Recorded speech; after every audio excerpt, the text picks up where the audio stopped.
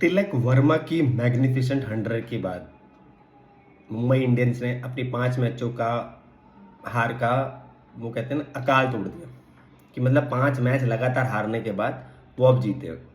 But उसमें सिर्फ एक कंट्रीब्यूशन है, वो है तिलक वर्मा। क्या बैटिंग करी है उस बंदे ने यार। मतलब अगर उसकी मैं पहले 5 मैच का रिकॉर्ड देखूं तो डीसी के अगेंस्ट उन्होंने 0 किया था, आरआर के अगेंस्ट 14 किए थे, आरसीबी के अगेंस्ट 1 किया था और पंजाब के अगेंस्ट 8 रन किए थे। तब ये लग रहा था कि तिलक वर्मा परफॉर्म नहीं कर रहा है, तिलक वर्मा को साइड लाइन कर दो, तिलक वर्मा की जगह पे किसी का रिप्लेसमेंट कर लो। बट जिस तरह से आज उसने बैटिंग करी है ना, कमाल कमाल बैटिंग करी है। मतलब इस बैटिंग से, इस इनिंग से मुंबई मतलब अगर गुजरात टाइटंस अगर हारी है तो किस वजह से हारी है? वो तिलक वर्मा की एक इनिंग की वजह से हारी है। तिलक वर्मा की वो उस इनिंग की वजह से, क्योंकि गुजरात टाइटंस पहले 14 ओवर में पूरी तरह मैच में थी, पूरी तरह मैच में थी, यानी पूरा पकड़ बनाई हुई थी और मैच जीत भी जाती, क्योंकि जिस 14 ओवर में सिर्फ 103 रन बने हुए थे और लग रहा था कि मुंबई इंडियंस 160, 165 या 150 ही बना पाएगी। लेकिन तिलक वर्मा ने अगले 6 ओवर में 96 रन मारे और उस 96 में 84 रन तिलक वर्मा के थे। और वो जो 6 ओवर में से 23 बॉलें तिलक वर्मा ने खेली, उसमें उसने 84 रन किए।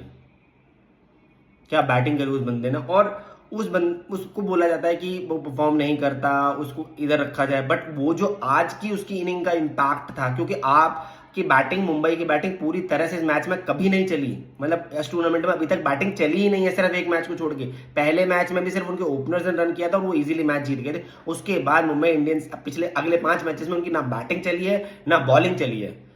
ऐसा काल पड़ गया था। और आज भी जो शुरुआत हुई थी 45 पे 3 हो गए थे। नमन धीर ने थोड़ी सी बैटिंग में परफॉर्म कर दिया, तब 103 पे पहुंच गए थे। लेकिन उसके बाद जो तिलक वर्मा ने बैटिंग करी, मास्टर क्लास तिलक वर्मा की बैटिंग थी, मास्टर क्लास। और उसी की बैटिंग की वजह से उनकी बॉलिंग में भी दम आ गया। जो मुंबई इंडियंस पावर प्ले में अभी तक एक भी विकेट नहीं ले पा रही थी, मुश्किल से 5 विकेट लिए थे 5 मैचों में पावर प्ले में, उसने आज पावर प्ले में एक ही मैच में 3 विकेट ले लिए। और 3 बड़े विकेट, जो 3 मैच जिसमें से 2 प्लेयर जो फॉर्म में थे, शुभमन गिल और बटलर, जो ऐसी फॉर्म में थे कि वो अकेले मैच जिता रहे थे अपनी टीम के लिए, उन दोनों के विकेट ले लिए। बुमराह, उसको उसको भी इस 5 मैचेस के बाद पहले विकेट मिल गया। तो तिलक वर्मा की इनिंग का यही इंपैक्ट। तिलक वर्मा ने, अगर मैं उनकी बैटिंग की बात करूं तो पहले 22 बॉलों में सिर्फ 19 रन मारे थे उन्होंने। 100 की स्ट्राइक रेट भी नहीं थी। एक बाउंड्री लगाई हुई थी मुश्किल से, एक बाउंड्री, सिर्फ एक बाउंड्री। और बाकी जो उन्होंने परफॉर्मेंस दी है, जैसी उन्होंने परफॉर्मेंस दी है इस मैच में, वो काबिले तारीफ थी। उसके बाद अगली 23 बॉलों में उन्होंने 84 रन किए, 84 रन किए 200 की स्ट्राइक रेट के साथ।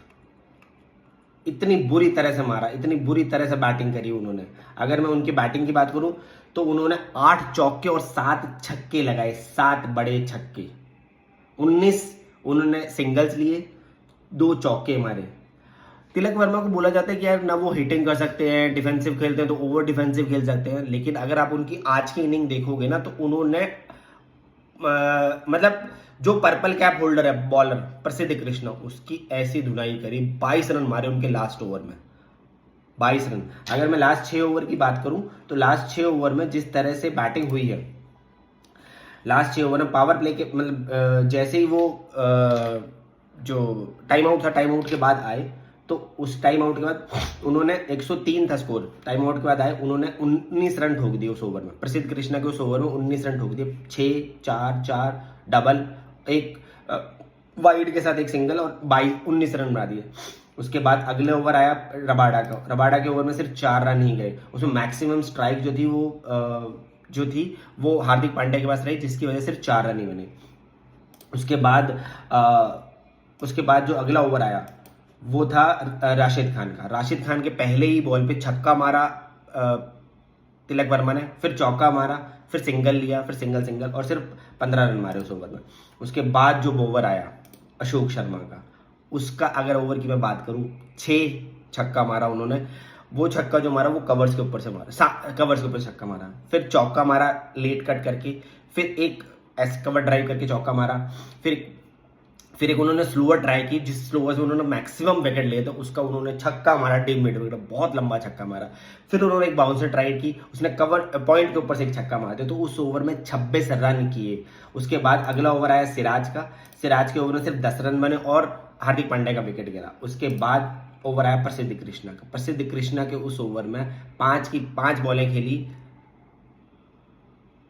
हमारे तिलक वर्मा ने, और उस ओवर की अगर मैं बात करूं, उसी ओवर में तिलक वर्मा ने चौका छक्का सिंगल लिया, फिर शरण रदरफोर्ड ने सिंगल लिया, फिर छक्का और चौका, 21 रन किए उस ओवर में, और उसी 21 रन की वजह से उन्होंने इस मैच में अपनी सेंचुरी पूरी की। व्हाट इनिंग ही प्लेड, मतलब उनकी इनिंग का इतना इम्पैक्ट था कि गुजरात टाइटंस वो शॉक से ही नहीं उभर पाए कि भैया हो क्या गया हमें, या हमारी बॉलिंग को अचानक क्या हो गया। वो शॉक, वो मतलब उस इम्पैक्ट का शॉक उनकी बैटिंग में भी दिखा कि उनकी की पूरी टीम ऐसे कोलैप्स हो गई कि वो 15 ओवर में सिर्फ 100 रन ही बना पाए और पूरी ऑल आउट हो गए। तो वो इम्पैक्ट था तिलक वर्मा की बैटिंग का, जो उन्होंने इस मैच में डाला। उनको बोला जाता है उनको किस नंबर पे खिलाया जाए, किस पोजीशन पे खिलाया जाए, ये मैटर नहीं करता। उनकी अगर बोला जाए तो उनकी नंबर 3 पर भी एक सेंचुरी है और ये नंबर 5 पर है। मुंबई इंडियंस के लिए फास्टेस्ट जॉइंट 100 है। इससे पहले एडिशन में 100 आया था 45 बॉलों पे, जो सनत जसूरे ने लगाया था। आज 19 साल बाद फिर एक फास्टेस्ट 100 आया और सेम सिचुएशन में आया जब मुंबई इंडियंस को सबसे ज्यादा जरूरत थी, और वो भी 45 बॉलों पर ही आया है। क्योंकि मुंबई इंडियंस का जिस तरह से फेस चल रहा था ना, ये कि ना तो उनकी बैटिंग परफॉर्म कर रही है, ना उनकी बॉलिंग में कोई रन हो रहे हैं, ना बॉलिंग रोक पा रही है, वो इम्पैक्ट मुंबई इंडियंस की बैटिंग ने ये मैं आज तिलक वर्मा की वजह से आया। तिलक वर्मा ने जो इनिंग खेली है, उस इनिंग की वजह से अगर मैं बोलूं तो कोई अतिशोक्ति नहीं होगी कि ये मैच जो है तिलक वर्मा की उस एक इनिंग ने जिताया। क्योंकि उस एक इनिंग का इम्पैक्ट इतना था कि उनके बॉलर्स ने भी परफॉर्म किया, उनके और गुजरात टाइटंस वो शॉक में रह गई कि वो क्या हो गया अचानक। वो 6 ओवर का इम्पैक्ट इतना था, तो एक इनिंग का इम्पैक्ट इतना होता। और मैं कहता हूं तिलक वर्मा में एशिया कप देख लीजिए, एशिया कप में भी उन्होंने परफॉर्म किया है। वर्ल्ड कप में अगर आप देखेंगे तो उन्होंने वर्ल्ड कप में वेस्ट इंडीज के अगेंस्ट भी परफॉर्म किया। सेमीफाइनल में अगर मैं बात करूं तो इंग्लैंड के अगेंस्ट में परफॉर्म किया। वो स्मॉल नॉक्स उन्होंने खेली हैं। हाँ, बड़ी नॉक्स नहीं आई थी, इंपैक्ट नहीं हुआ था। पहली 5 इनिंग आईपीएल की भी उतनी अच्छी नहीं गई थी, लेकिन जो इंपैक्ट उन्होंने इस इनिंग से डाला है, इस इनिंग से उन्होंने दिखा दिया कि हाँ, मेरे में भी कैलिबर है, मैं हिटिंग भी कर सकता हूं, आराम से भी खेल सकता हूं, और टीम को जरूरत पड़े तो मैं सिंगल डबल भी खेल सकता हूं। वो इंपैक्ट है आईपीएल का, वो इंपैक्ट है तिलक वर्मा का। और ये 6 ओवर में उन्होंने मैच को 1 साइडेड कर दिया और गुजरात टाइटंस को वो शॉक दे दिया। तो well done Tilak Varma and have a great day.